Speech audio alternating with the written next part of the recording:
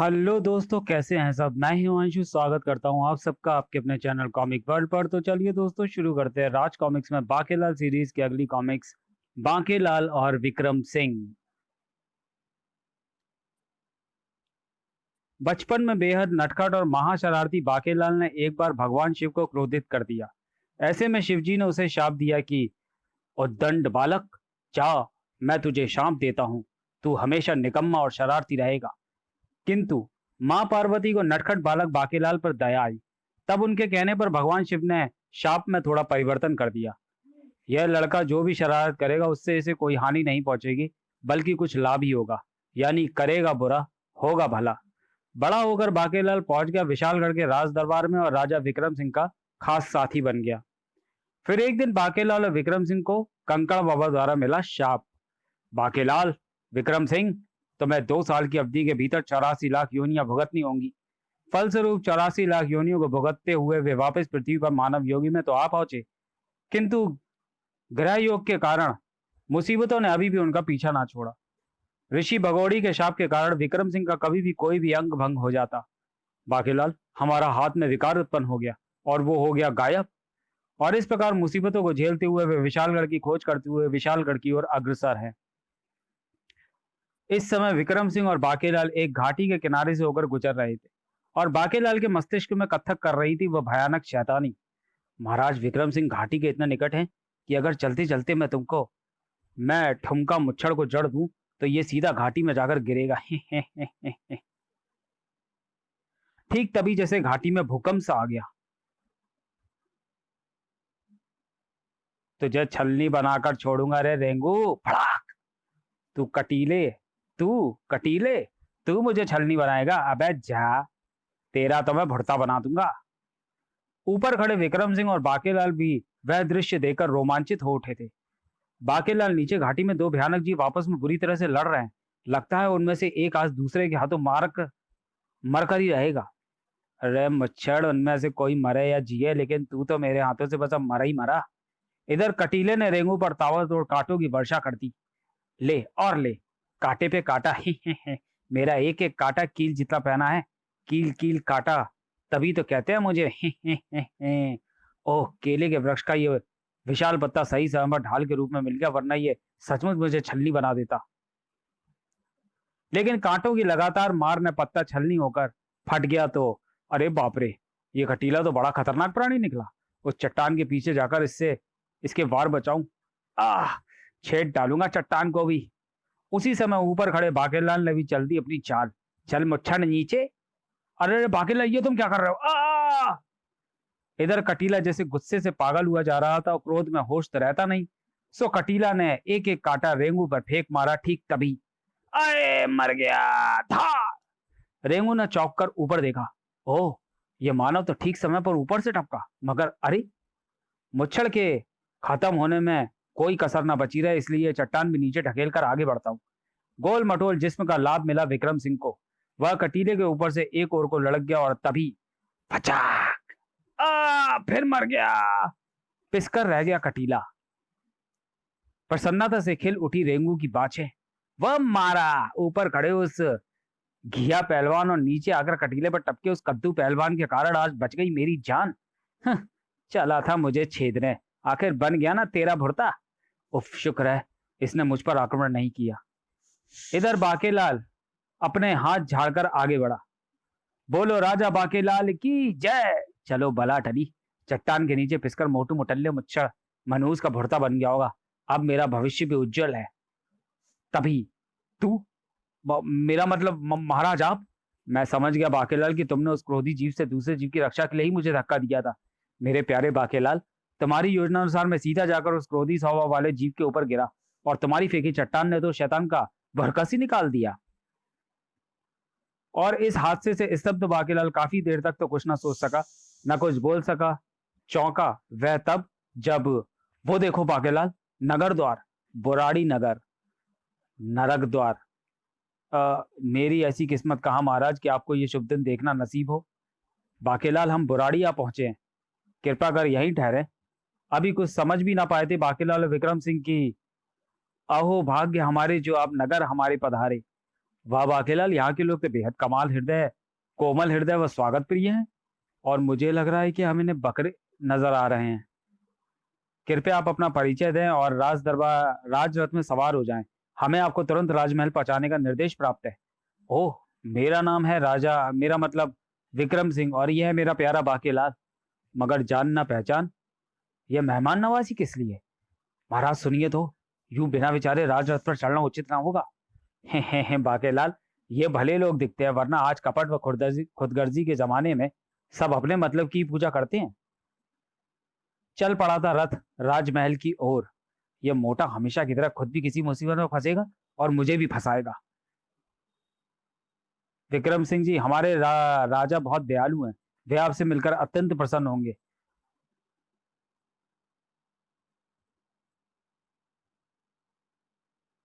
हमें भी मिलकर प्रसन्नता होगी।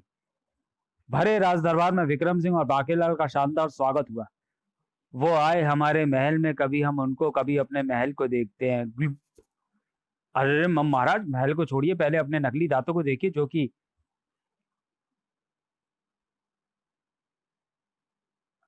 जबड़े से उछल आ गए। ओह, निजी मंत्री अंग पकड़, अब तुम अंग पकड़ने में निपुण होते जा रहे हो। आज तुमने हमारे दांतों को गिरकर टूटने से बचा लिया। हे, आप तो शर्मिंदा कर रहे हैं महाराज। आखिर आपने मुझे निजी मंत्री इसी कार्य के लिए तो नियुक्त किया है। इसके तो मुंह में दांत हैं, न पेट में आंत। कहीं इसे मेरे मोतियों से दांत तो नहीं चाहिए अपने जबड़े में लगाने के लिए? ओह, कहीं इस स्वागत के पीछे यही रहस्य तो नहीं? इधर बुराड़ी के राजा बुड़ऊ ने अत्यंत प्रसन्न होकर कहा, विक्रम सिंह जी और बाकेलाल जी, आप हैरान तो जरूर हो रहे होंगे कि हम बुराड़ी में आपका ऐसा भव्य स्वागत क्यों कर रहे हैं। जी हाँ महाराज, आप ये रहस्य कुछ देर तक और न खुला तो शायद मुझे दस्त लग जाएंगे। हमारे भावी राजा कितने मजाकिया स्वभाव के हैं। सब हंसो। हाँ बस, अब क्या कानों के पर्दे फाड़ोगे? इधर यह सुनकर बाकेलाल मन ही मन उछल पड़ा था। क्या क्या कहा राजा बड़ू ने? भावी राजा और मैं? हाँ बाकेलाल, मेरी हालत तो तुम देख ही रहे हो। उफ, निजी मंत्री, हमें एकाएक ही आधी दुनिया दिखनी बंद हो गई है। महाराज संभलिए, आपकी एक आंख कटोरे से बाहर गिर रही है। ठाक! महाराज, कितनी बार कहा है कि आप चेहरे को अधिक मत झुकाया करें। मुझे तो भय है कि किसी दिन मेरी आंख कोई बाज या बिल्ली ना झपट कर ले उड़े। वो महाराज, आप भावी राजा के विषय में कुछ कह रहे थे। एक बार राजा बन जाऊं, फिर इस बड़ों की दोनों आंखें मैं ही फोड़ डालूंगा। हाँ बाकेलाल, क्या है कि मैं अत्यंत बूढ़ा व दुर्बल हो चुका हूँ और मेरा कोई उत्तराधिकारी भी मौजूद नहीं है। कल भरे दरबार में सांस लेने के कारण हमारी कमर से पजामा सरक गया। निजी मंत्री अभी हमारे पजामे को यथास्थल पहुंचा ही रहे थे कि भरे दरबार में एक भविष्यवाणी हुई। राजा बुड़ऊ, समाचार सुनो। कल बुराड़ी में जो भी विदेशी मेहमान प्रवेश करेगा, तुम्हें बुराड़ी का नया राजा उसे ही बनाना होगा। और अगर विदेशियों की संख्या एक से अधिक होगी तो राजा उन्हीं में से एक को चुनना होगा। समाचार समाप्त हुए। अब तो तुम दोनों मेहमान समझ ही गए होगे कि हमने नरक द्वार, मेरा मतलब नगर द्वार से यहाँ तक तुम्हारा भव्य स्वागत क्यों किया। मन ही मन भयंकर रूप से प्रसन्न था बाकेलाल। राजा तो फिर मैं ही बनूंगा, मगर औपचारिकता पूरी करने के लिए एक बार तो मुझे मुच्चड़ को राजा बनने के लिए कहना ही होगा। हाँ तो फिर बाकेलाल जी, विक्रम सिंह जी के सोचियो, आप दोनों में से राजा कौन बनना चाहता है? बाकेलाल, नहीं महाराज, आपको तो राजकार का पूरा अनुभव है, राजा बनना आप ही स्वीकार करें।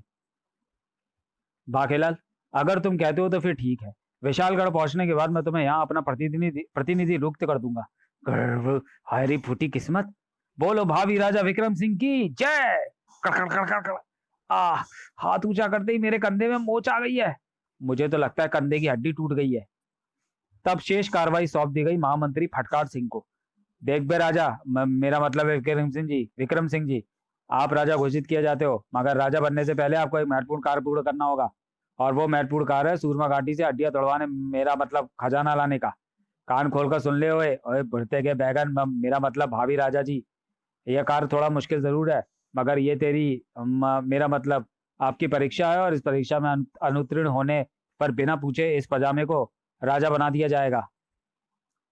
राजा विक्रम सिंह को सब कुछ समझा बुझाकर सूरमा घाटी की ओर रवाना किया गया। बाकेलाल के साथ मुझे विशालगढ़ से निकले हुए बहुत समय बीत चुका है। इसी बहाने मेरी बुद्धि और मेरी शारीरिक बल की भी परीक्षा हो जाएगी। क्योंकि इस अभियान पर इस बार मैं अकेला निकला हूं। बोलो भाभी राजा जिंदाबाद मुर्दाबाद। बाकेलाल नगर भ्रमण का बहाना बनाकर जल्दी से एक ओर को चल पड़ा। मुच्छड़ की औलाद, विशालगढ़ का तो अब कहीं पता नहीं, मगर बुढ़ाड़ी का राजा तो बाकेलाल ही बनेगा। मुच्छड़ तो सुरमा घाटी पहुंचने के मुच्छड़ को सुरमा घाटी पहुंचने के दो रास्ते समझाए गए थे, एक छोटा एक लंबा। पर चूंकि छोटे में बाधाएं आ सकती हैं, इसलिए मुटल्ला तो लंबे वाले रास्ते से ही होकर जा रहा है, और मैं उसकी राह में मौत की बाधाएं खड़ी करने उससे पहले पहुंचता हूं अपने गंतव्य पर। वाह, घोड़ा तो सचमुच बड़ा शानदार है, मगर सवार कैसा पल्ले पड़ा है, जब से बैठा है कमकत की हड्डियां चुभ रही हैं। भयंकर डाकू, भयंकरा, जिसका काम होवे है नित नए शिकार को लूट कर उसे बेरहमी से मार डालना।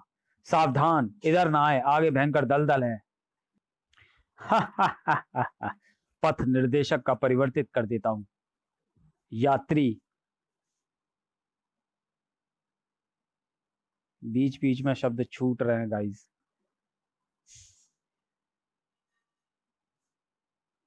पथ की ओर जाने की चेष्टा, जबकि वो बढ़ेगा उसी दलदल की ओर ही जिधर मैं उसे लूटकर दलदल में फेंक देने के लिए मौजूद रहूंगा।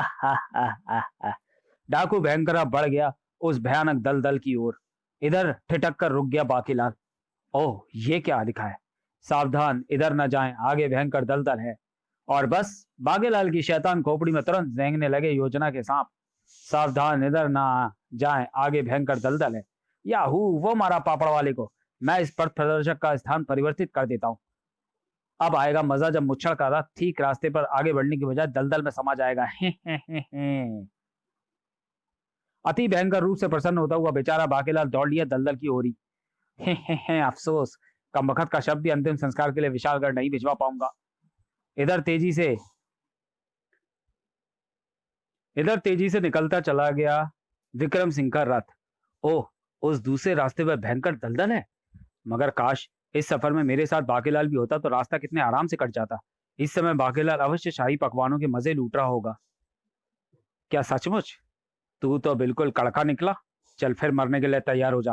तेरी मौत के बाद कम से कम तेरा घोड़ा तो मिल ही जाएगा। हा हा हा।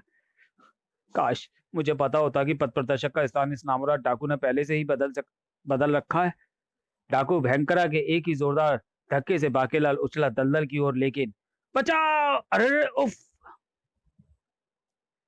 दोनों छपाक से जा गिरे दलदल में। उफ, ये दलदल तो मुझे अपने अंदर समेट रहा है। रैया बुरा हो इस बाकेलाल का। भागा, कैसे भागूं? तैरो, कैसे तैरूं? अलविदा है दुनिया वालों, बाके की मौत पर आंसू ना बहाना। लेकिन वारी बाकेलाल की किस्मत। क्वाक। उसी समय ऊपर वृक्ष पर चल रही थी अति भयंकर लड़ाई अजगर और बाज के बीच। मुझे हजम कर जाना चाहता था, भूल गया कि तेरा सामना बाज से है। क्वाक। उफ, मेरी आंखों को मोतियाबिंद के कारण कम दिखाई पड़ता है। मैं तो इसे चिड़िया समझकर इस पर झपट बैठा था। बाज के द्रुत प्रहारों से अजगर दलदल में गिरते ही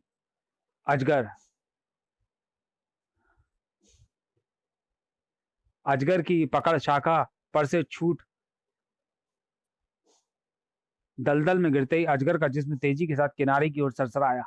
उफ, शुक्र है नीचे दलदल है, वरना मेरी हड्डियां जरूर कड़खड़ा जाती। दोबारा इस तरफ नजर आए तो आंखें निकाल लूंगा। भागो! मगर मेरी पूंछ मुझे एकाएक भारी कैसे लगने लगी।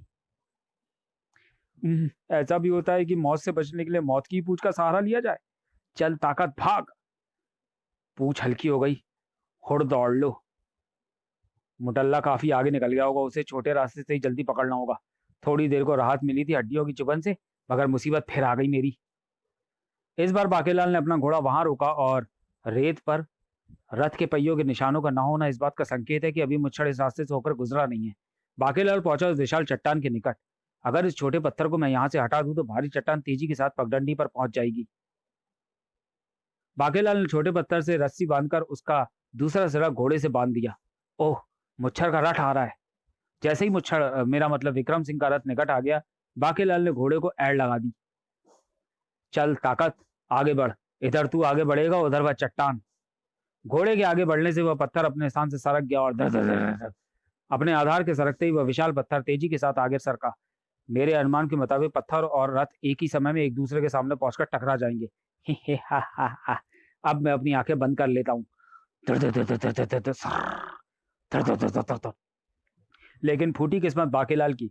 विक्रम सिंह की तेज निगाहों ने तुरंत खतरे को भांप लिया और अरे बाप रे, ये चट्टान तो रथ से टकरा जाएगी। लेकिन सिर्फ एक ही क्षण के अंतर से विशाल चट्टान रथ से टकराने से चूक गई। तभी रथ बुरी तरह से डगमगाया और ही रास्ते का वह हिस्सा न जाने कैसे पोला हो गया था, जिसमें धंसकर रथ पलट गया उछलकर पलट गया। ओह, चट्टान से तो रथ बच गया, लेकिन आगे जमीन के उस पोले भाग में फंसकर रथ को जरूर ही पलटना था। भला हो इस चट्टान का, जिसे देखकर अगर मैं रथ से कूद ना पड़ता तो इस रथ की तरह मेरा भी शरीर कई जगहों से टूट फूट गया होता। विक्रम सिंह का रथ तो टूट फूट गया था, किंतु शुक्र था कि घोड़े को कोई चोट ना आई थी। अब आगे का सफर इस घोड़े पर भी तय करना होगा। इधर बाकेलाल ने शैतानी हंसी हंसते हुए अपनी आंखें खोली। मोटे की लाश का भी भुड़ता बन गया होगा। नाचे मन मोरा मगन त्रिगड़ा दिख दिख दिख।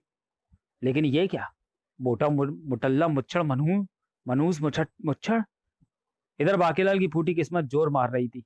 ओह, ये क्या आ पड़ा मेरी पीठ पर। कबकत रेत में मुंह छुपाकर सो भी नहीं सकते। हाय, अगर मुझे पता होता कि मुच्छड़ का रथ इस तरह पलटने वाला है तो मैं चट्टान क्यों सरकाता। ओह, मगर ये धड़ धड़ धड़ के स्वर कैसे आ रहे हैं। फड़ाक आ! कबकत मरा कि नहीं, धड़कन तो चालू है। बाकीलाल हिम्मत करके उठ जा, वरना मुच्छड़ कहीं खजाने तक पहुंच गया तो तू अपने आप को भी मुंह दिखाने के लायक नहीं रहेगा। चल ताकत, छोटे रास्ते से भाग। रथ के टूटने से मुझे केवल इतना लाभ हुआ कि मुच्छड़ के लिए रखे गए फल व पकवान अब मेरे काम आएंगे, जिन्हें मैं अपने साथ रख लिया है। बाकीलाल ने घोड़े को छुपाने के बाद सॉरी इस बार विक्रम सिंह को रोकने के लिए बाकीलाल ने पहाड़ी का रास्ता चुना। वाह, एक तरफ पहाड़ी, दूसरी ओर खाई, रास्ता भी अत्यंत सकरा है। इस स्थान पर विक्रम सिंह के बच्चे के रास्ते में अगर एकाएक ही बांधा उत्पन्न हो जाए तो विक्रम सिंह का बच्चा खाई में गिरे ही गिरे। बाकीलाल ने घोड़े को छुपाने के बाद रस्सी सड़क पर डाल दी। रस्सी का एक सिरा मैंने बांध दिया है पहाड़ी में उभरे एक पत्थर से, और दूसरा सिरा मेरे हाथ में रहेगा। जैसे ही विक्रम का बच्चा यहां से गुजरेगा मैं खींच दूंगा रस्सी, और विक्रम का बच्चा धाड़ से जाकर गिरेगा गहरी खाई में। वो मारा पापड़ वाले को। आ! हो गया बाकीलाल का काम। अब विक्रम सिंह का बच्चा खजाना नहीं ला पाएगा और बुराड़ी का राजा मुझे घोषित कर दिया जाएगा। लेकिन बुराड़ी पहुंचने से पहले सूरमा घाटी पहुंचकर मैं सारा खजाना किसी अन्यंत्र स्थान पर छिपा दूंगा, ताकि अगर बुराड़ी का राजा बुढ़ऊ अपने वायदे से मुकर जाए तो कम से कम खजाना तो मेरे हाथ लग सके। सूरमा घाटी, ये क्या, यहां तो चारों ओर हड्डियां बिखरी हुई हैं। बेटे बाकेलाल, ये खजाना कहाँ है। सहसा घाटी गूंज उठी एक अति भयंकर अट्टहास से। खजाना, आहाहाहा। तो इस बार राजा बुढ़ऊ ने तुझे लपेटे में लिया है बाकेलाल। हे। वो कौन है बे। मेरा नाम भी बता दिया तुझे बुढ़ऊ ने। हे, मेरा नाम बे है। दरअसल क्या है कि एक युद्ध में मारे गए अपने साथी राक्षसों को जीवित करने के लिए मुझे हर अमावस्या को एक मानव के रक्त की जरूरत पड़ती है। राजा बुढ़ऊ ने मुझे प्रत्येक अमावस्या को एक व्यक्ति की भेंट देने का वायदा किया है। 100 विदेशियों को खजाने व राजा बनाने का लालच देकर बुढ़ऊ यह भेज चुका है। अब तुम वो आखिरी भेंट, जिसके रक्त की भेंट दावत को चढ़ाते ही मेरे ये सब साथी जीवित होकर पृथ्वी पर अपना अधिकार कर लेंगे। हा। यह सुनते ही सिट्टी पिट्टी गुम हो गई बाकीलाल की। अगर मुझे ये सब पता होता तो मुझे मुच्छर सिंह को यहाँ पहुंचने से ही रोकने की क्या आवश्यकता थी। अब मैं तुझे ले चलता हूँ अपने देवता के पास ही।